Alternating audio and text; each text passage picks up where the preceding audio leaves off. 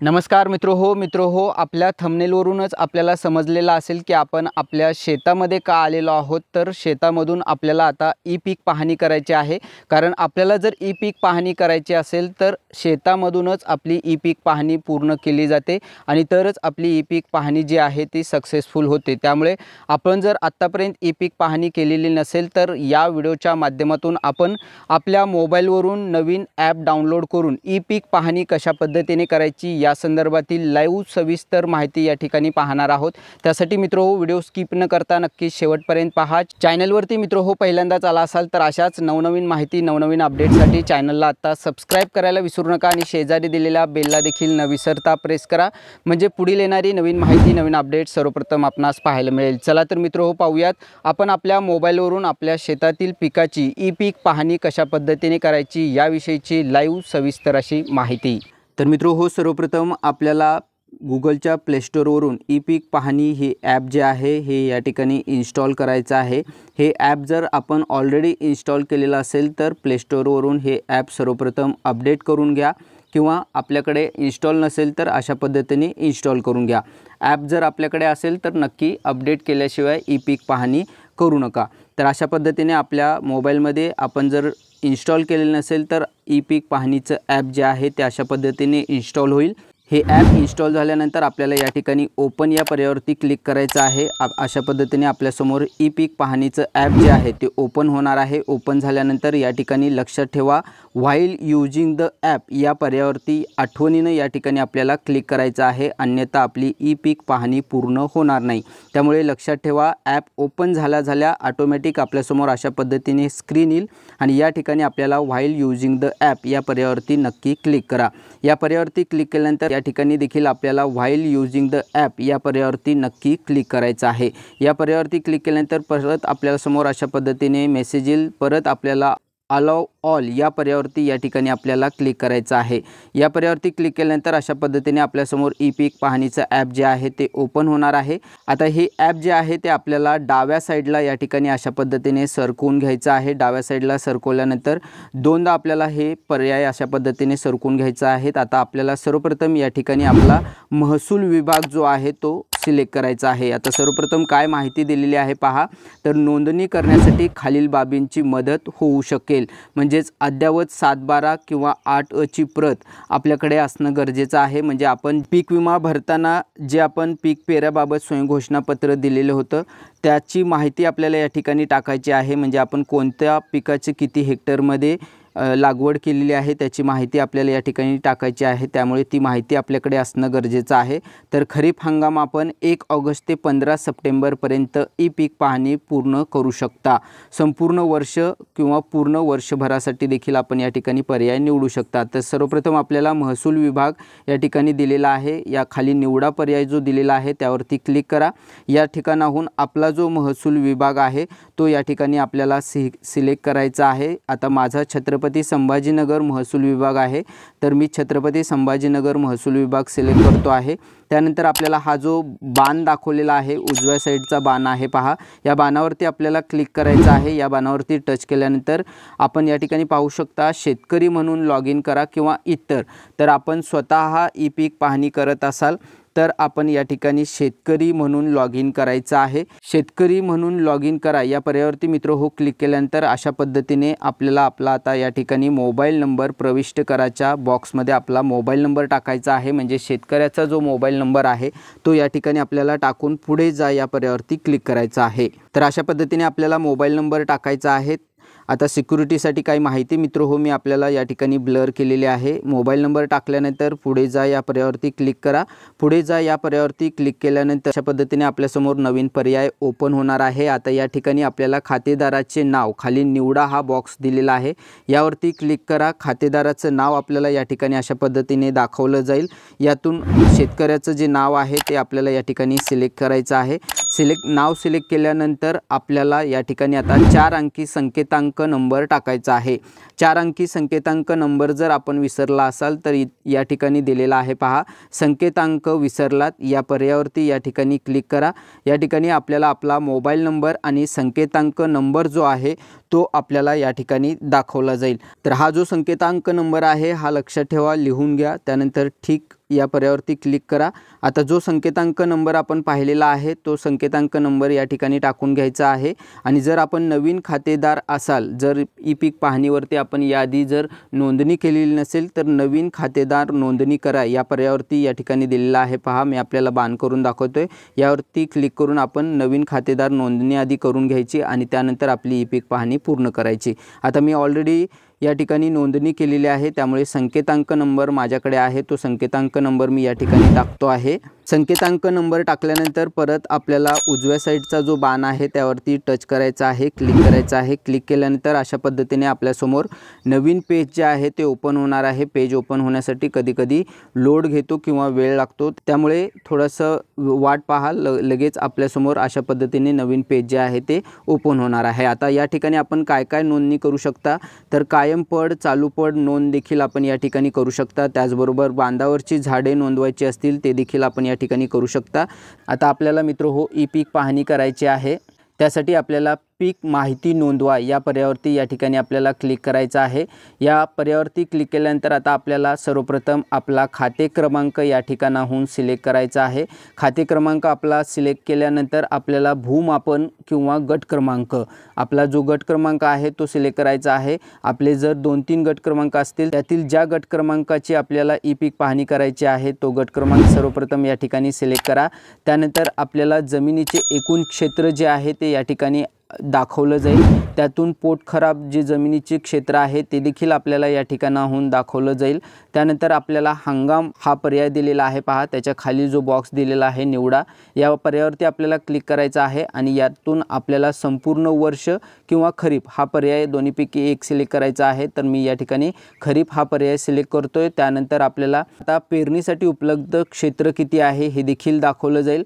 आता आपल्याला खाली पिकाचा वर्ग जो आहे तो निवडायचा आहे, त्यासाठी निवडा या पर्यायावरती क्लिक करायचं आहे। त्यामधून आपलं निर्भळ पीक आहे, मिश्र पीक आहे का, पॉली हाऊस पीक आहे का, शेडनेट हाऊस पीक आहे, या ठिकाणाहून आपल्याला सिलेक्ट करायचं आहे। आपण जर एकच पीक घेतलेलं असेल तर निर्भळ पीक एक पीक या पर्यायावरती सिलेक्ट करा।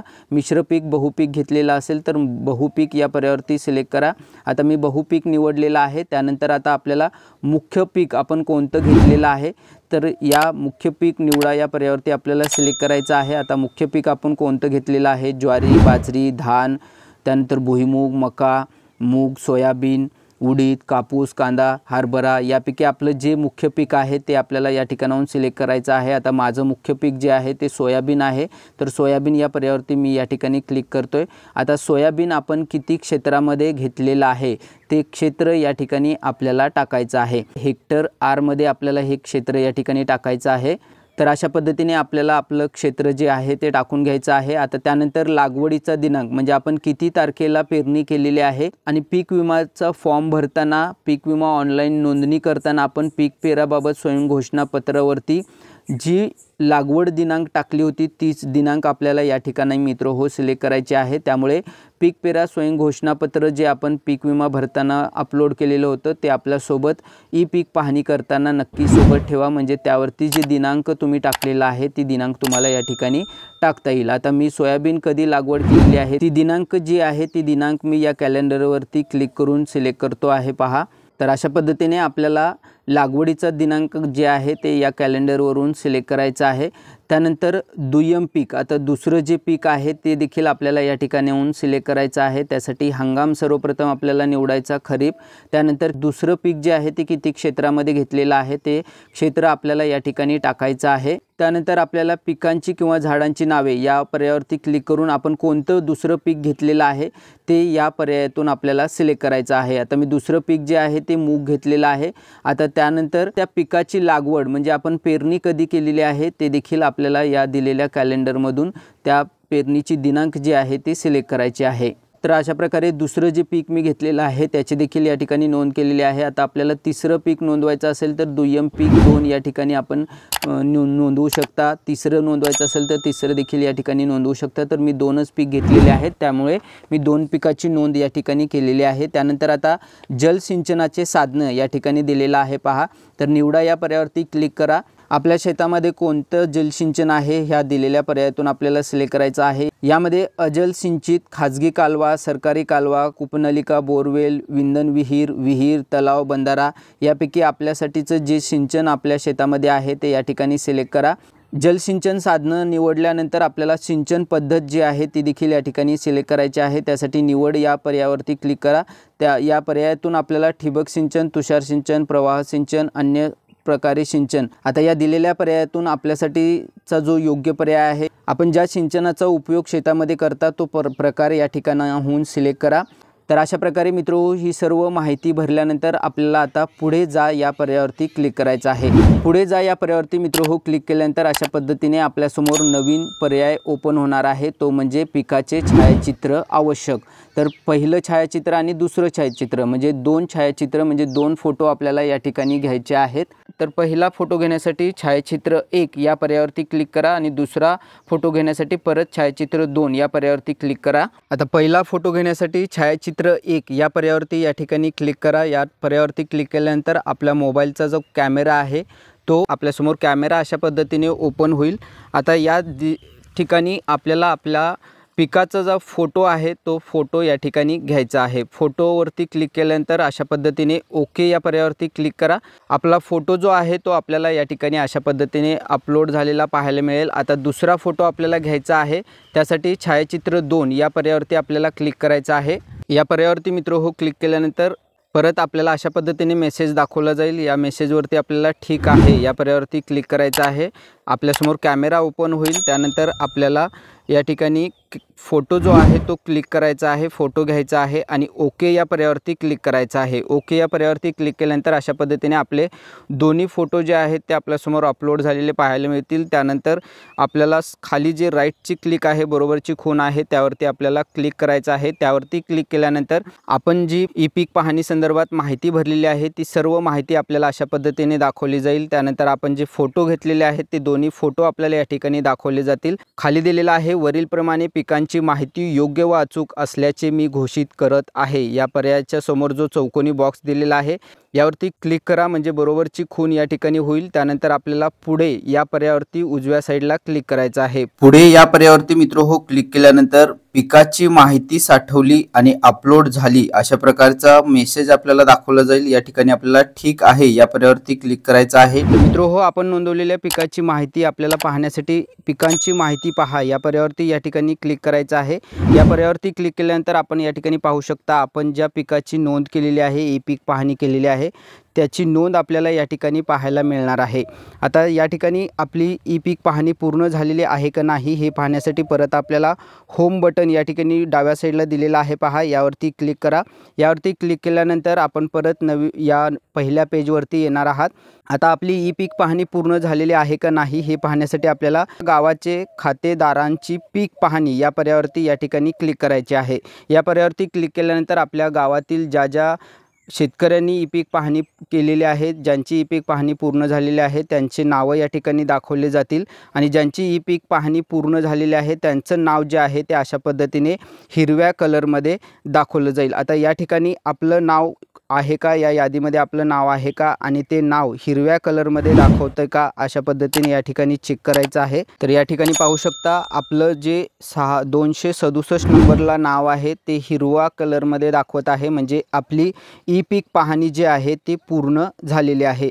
या डोळ्याच्या चिन्हावरती आपण जर क्लिक केला तर आपण पाहू शकता आपली ई पीक पाहणी जी आहे ती पूर्ण झालेली आहे। अशा पद्धतीने आपला खाते क्रमांक, गट क्रमांक, हंगाम आणि आपण कोणत्या पिकासाठी ई पीक पाहणी केलेली आहे ते सर्व या ठिकाणी दाखवलं जाईल। मिश्र पीक आपण नोंदवलेलं आहे म्हणजे सोयाबीन आणि मुगाची ई पीक पाहणी आपण केलेली आहे, त्यामुळे मिश्र पीक या ठिकाणी दाखवत आहे। तर अशा प्रकारे मित्रहो आपण आपल्या मोबाईलवरून आपल्या शेतातील पिकाची ई पीक पाहणी आपण करू शकता। तर अशा प्रकारे मित्रहो आपण आपल्या मोबाईलवरून आपल्या शेतातील पिकाची ई पीक पाहणी आपण पूर्ण करू शकता। आपण मित्रहो ई पीक पाहणी पूर्ण केलीत, आपण जर ई पीक पाहणी केली तरच आपल्याला शासनातर्फे मिळणारी नुकसान भरपाई असेल, पीक विमा असेल, इतर जे काही अनुदान असेल ते आपल्याला मिळू शकतं। त्यामुळे आपण जर आत्तापर्यंत ई पीक पाहणी केलेली नसेल तर लवकरात लवकर आपल्या पिकाची ई पीक पाहणी करून घ्या। 15 सप्टेंबरपर्यंत आपण ई पीक पाहणी करू शकता। त्यामुळे लवकरात लवकर आपली जर ई पीक पाहणी आपण केलेली नसेल तर ई पीक पाहणी पूर्ण करून घ्या। तर मित्रहो, ही होती आपल्यासाठी महत्त्वाची आणि उपयुक्त अशी माहिती। ही माहिती आपणास उपयुक्त वाटल्यास नक्की लाईक करा आणि आपल्या इतर मित्रांना ही माहिती जास्तीत जास्त त्यांच्या व्हॉट्सअपवरती पाठवायला विसरू नका। पुढील नवीन माहितीसाठी, नवीन अपडेटसाठी चॅनलला आता सबस्क्राईब करा आणि शेजारी दिलेल्या बेलला देखील न विसरता प्रेस करा, म्हणजे पुढील येणारी नवीन माहिती, नवीन अपडेट सर्वप्रथम आपणास पाहायला मिळेल। चला भेटूयात पुढील नवीन माहितीसह, नवीन अपडेटसह। धन्यवाद।